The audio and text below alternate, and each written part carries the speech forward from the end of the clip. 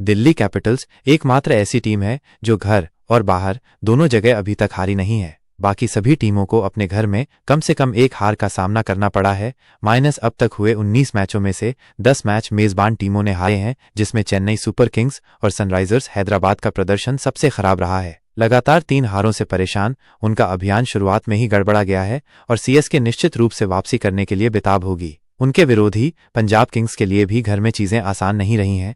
उन्हें नए चंडीगढ़ स्टेडियम में लगातार 5वीं हार झेलनी पड़ी है, जो पिछले सीजन से चला आ रहा है। अब जब वे इस सीजन का अपना दूसरा घरेलू मैच खेलने के लिए तैयार हैं, तो पंजाब किंग्स बेहतर तरीके से परिस्थितियों को समझने और अपनी जीत की लय को फिर से पाने की उम्मीद करेगी।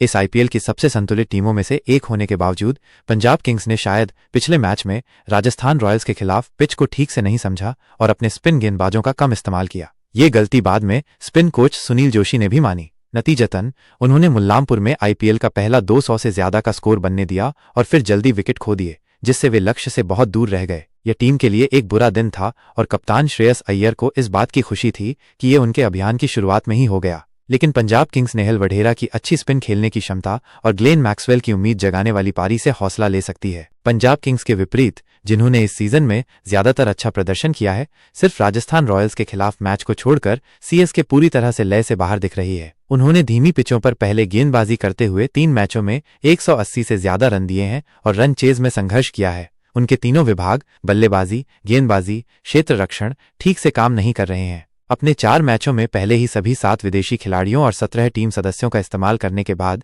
सीएसके स्पष्ट रूप से संतुलन और तालमेल बिठाने की समस्याओं से जूझ रही है। इन समस्याओं को उन्हें जल्दी से हल करना होगा, नहीं तो वे पीछे रह जाएंगी। मुल्लामपुर में पिछले मैच में राजस्थान रॉयल्स आरआर ने जिस तरह से बल्लेबाजी की, वो इस मैदान पर बाकी टीमों के लिए एक अच्छा तरीका साबित हो सकता है। उन्होंने अपनी पारी को समझदारी से आगे बढ़ाया, शुरुआत में आराम से खेला, विकेट बचाए रखे और दूसरे हाफ में तेजी से रन बनाए ताकि 200 से ज्यादा का स्कोर खड़ा कर सकें। दूसरी पारी में ओस का ज्यादा असर नहीं होने की वजह से अब कप्तान टॉस जीतने के बाद पहले बल्लेबाजी करने के बारे में ज्यादा सोच सकते हैं।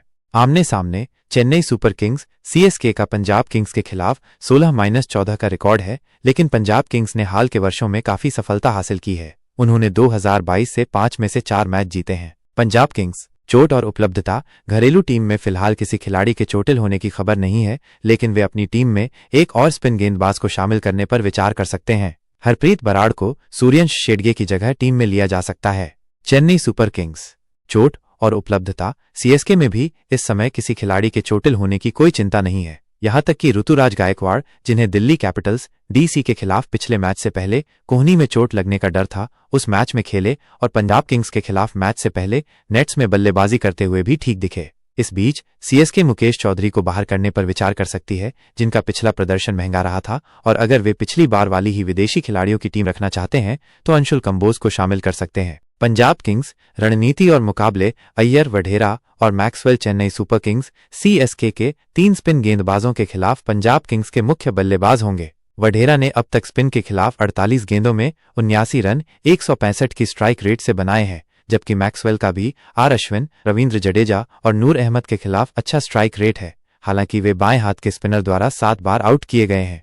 चेन्नई सुपर किंग्स रणनीति और मुकाबले। सीएसके को इस सीजन में बल्लेबाजी में मजबूत शुरुआत नहीं मिल पाई है, जिसके कारण उनके बल्लेबाजी क्रम में बदलाव किया जा सकता है। ऋतुराज गायकवाड़, जिनका ओपनर के तौर पर औसत 44 है जबकि मध्यक्रम में 23.55 है, को शुरुआत में वापस आने से फायदा हो सकता है। वहीं शिवम दुबे युजवेंद्र चहल के खिलाफ महत्वपूर्ण भूमिका निभा सकते हैं, जिन्होंने बाएं हाथ के बल्लेबाजों के खिलाफ संघर्ष किया है और 2024 से आईपीएल में बाएं हाथ के बल्लेबाजों के खिलाफ 10.95 की इकोनॉमी रेट से 303 रन दिए हैं।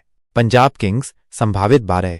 प्रियांश आर्य, प्रभसिमरन सिंह विकेटकीपर, श्रेयस अय्यर कप्तान, Marcus Stoinis, Nehal Wadhera, Glenn Maxwell, Shashank Singh, Harpreet Brar, Marco Jansen, Arshdeep Singh, Lockie Ferguson, Yuzvendra Chahal. Chennai Super Kings संभावित 12। ऋतुराज गायकवाड़ कप्तान, Devon Conway, Rachin Ravindra, Vijay Shankar, Shivam Dube, Ravindra Jadeja, MS Dhoni wicketkeeper, Ravichandran Ashwin, Noor Ahmad, Mukesh Choudhary, Anshul Kamboj, Khaleel Ahmed, Matheesha Pathirana. क्या आप जानते हैं? 1. इस आईपीएल में पावर प्ले के दौरान सभी टीमों में चेन्नई सुपर किंग्स सीएसके की सबसे कम रन गति 7.50, सबसे कम औसत 22.50 और सबसे कम बाउंड्री प्रतिशत 17.24% है। 2 मई 2024 से दुबे 8 पारियों में 6 बार स्पिन गेंदबाजी पर आउट हुए हैं। इसकी तुलना में स्पिन गेंदबाजी के खिलाफ पिछली 21 पारियों में वे केवल 5 बार आउट हुए थे। 3 2023 से चेन्नई सुपर किंग्स सीएसके की जीत में